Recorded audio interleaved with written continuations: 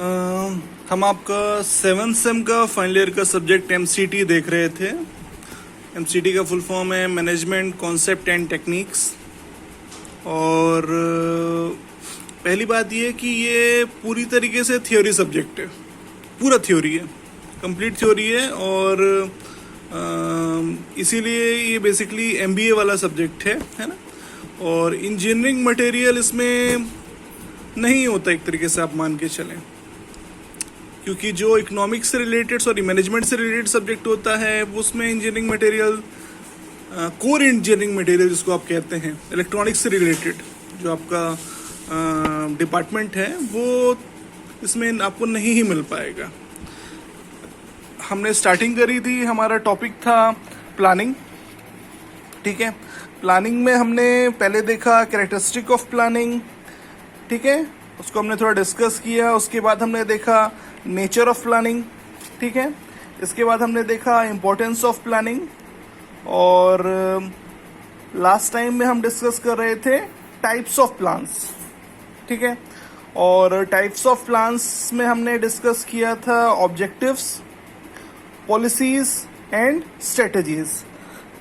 पिछली क्लास पे मुझे बोला गया था कि मतलब वीडियो क्लियर नहीं आ पा रहा है, तो मैंने इस बार जो इमेज है उनको अलग से मैं भेज रहा हूँ आप लोगों को।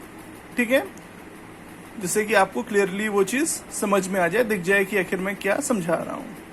ठीक है, तो स्ट्रेटजीज तक हमारा हो चुका था। ठीक है,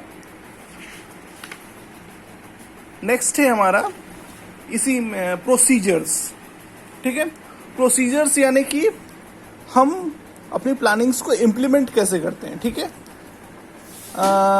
किस तरीके से हम अपने प्लानिंग को क्रियान्वित करते हैं। ठीक है, अब ये देखते हैं क्या दिया है। A procedure includes how each of its tasks will take place, when it will take place and by whom it is to be performed. यानी क्या, प्रोसीजर हमारा यह बताता है कि हमारा जो टास्क है वो कब होगा, दूसरा कौन उसको परफॉर्म करेगा, और तीसरी बात कि वह कहां पर होगा। ठीक है, time factor is important not only to expedite the controlling efforts applied to a procedure but also to help coordinate the operation of various procedures within an organisation. यानी कि क्या,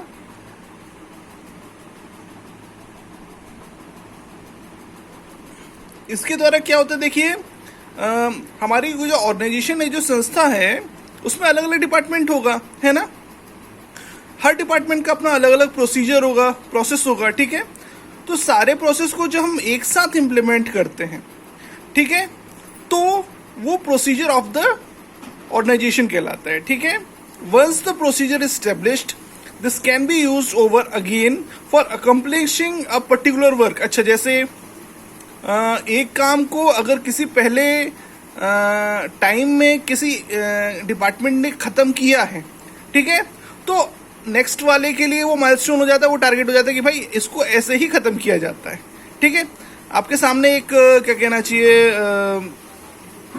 कॉपी हो जाती है कि नहीं भाई ये इस काम को इस तरीके से ख़त्म किया जाना चाहिए। ठीक है, इसके बाद क्या है, procedures are more exacting and numerous at lower levels as compare to higher levels. यानी कि जितना लेवल हाई होता चले जाता है वह उतने हाई लेवल पे हमारा जो भी प्रोसेस है वो बिल्कुल एग्जैक्ट होना चाहिए। क्या छोटे लेवल पे थोड़ी बहुत गलतियां आप इधर उधर कर सकते हो, अपना एफर्ट अलग से लगा सकते हो, अपना माइंड आप यूज कर सकते हो, लेकिन जितना ज्यादा हाई लेवल पे जाता है वहां पर एकदम एग्जैक्ट होनी चाहिए प्रोसेस, क्योंकि लॉस की संभावनाएं अधिक हो सकती है। ठीक है, this is largely because at lower levels more exact and useful control is lower required, mostly routine jobs are performed at this level. अच्छा, छोटे लेवल पे क्या होता है, किसी भी ऑर्गेनाइजेशन पे जो नॉर्मल रूटीन जॉब होते हैं वो किए जाते हैं, which requires less direction in decision making. अच्छा, उसमें क्या होता है भाई, छोटे लेवल पे आप काम कर रहे हैं किसी भी ऑर्गेनाइजेशन, तो वहां पर बहुत डिसीजन मेकिंग की यानी कि निर्णय लेने की क्षमता का जरूरत उतनी कम होती है। एक वर्कर काम कर रहा है भाई, अब उसको रोज वही करना है, ठीक है, तो उसको उतना डिसीजन हमको देने की जरूरत नहीं है। लेकिन आप जैसे जैसे हाई लेवल पे, मैनेजर लेवल पे आप जाते हैं, तो वहां पर ऐसा है कि कई चीजें एकदम डिसीजन मेकिंग हो जाती है। आपकी हल्की सी गलती किसी भी ऑर्गेनाइजेशन को बहुत हैवी नुकसान पहुंचा सकती है।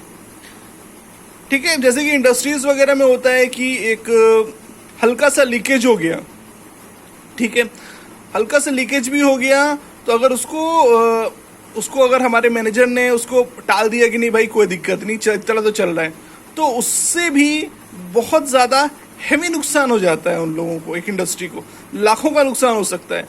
कई बार तो बहुत हैवी एक्सीडेंट्स हो जाते हैं। आपने इंडस्ट्रीज में अक्सर सुना होगा कि भाई आग वगैरह लग गई, तो वो क्या होता है कि कई सारी जो गैसें होती हैं वो बहुत ज्वलनशील होती है, इसको हिंदी में आप कहते हैं, ठीक है, इग्नाइटिंग होती हैं, मतलब बहुत तेजी से आग को वो फैलाती हैं। तो उनका अगर रिसाव होता है या कहीं से निकलती हैं, तो उनका तुरंत के तुरंत उस पर एक्शन लेना बहुत ज़रूरी होता है। ठीक है, मजदूर के लेवल पे छोटा मोटा अगर कोई भी काम होता है तो उसमें इतना डिसीजन मेकिंग की जरूरत नहीं होती, उसका खुद का दिमाग होता है कि भाई क्या करना है क्या नहीं करना है। लेकिन बड़े लेवल पर आप छोटी सी गलतियां भी आपकी बहुत ज़्यादा रिस्क क्रिएट कर सकती हैं। ठीक है, इसके बाद क्या है, procedures often cut across departmental lines. For example, a procedure for executing a sales order prescribed in an organisation will involve production, sales, finance and inventory departments. अच्छा, मैंने पिछली क्लासों में इस चीज़ को आपको डिस्कस किया था।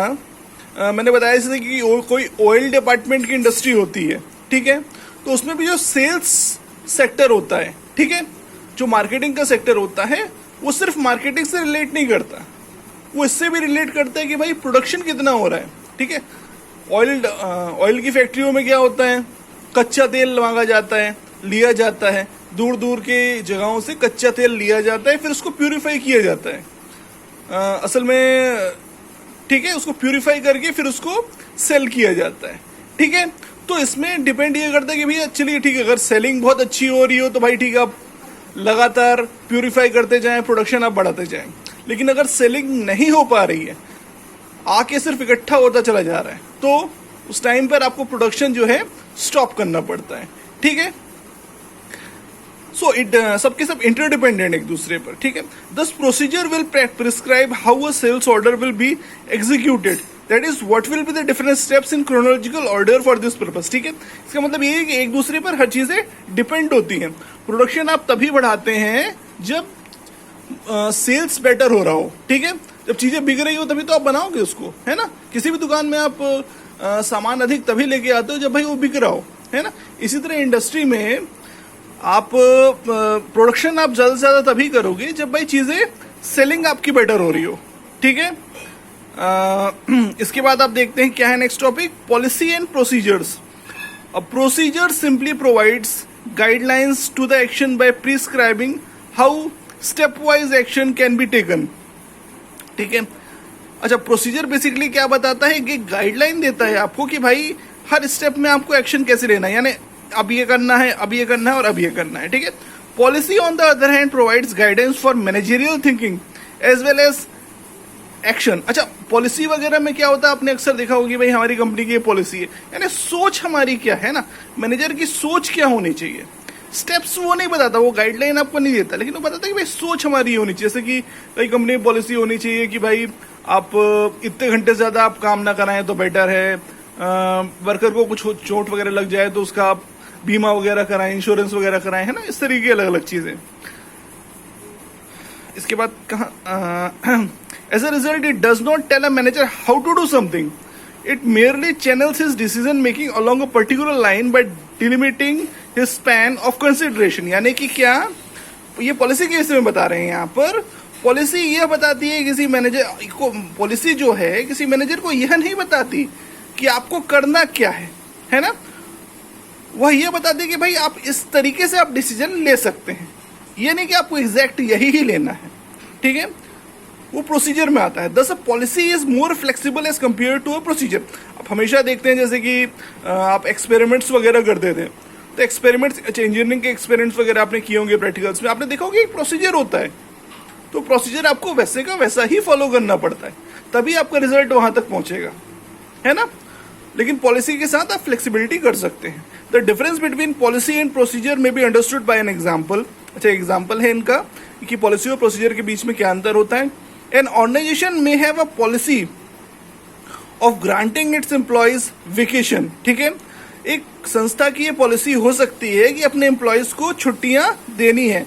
For implementing this policy certain procedure may be followed so that work does not suffer. अच्छा, इसमें क्या है कि भाई किसी भी पॉलिसी को इम्प्लीमेंट करने के लिए भाई कुछ प्रोसीजर हम फॉलो कर सकते हैं कि भैया मेन चीज देखिए क्या होता है कि भाई अपना काम जो सफर नहीं करना चाहिए। एक डिपार्टमेंट का मतलब कोई अगर बंदा जा रहा है तो भाई कोई और बंदा उस काम को हैंडल कर दे, है ना।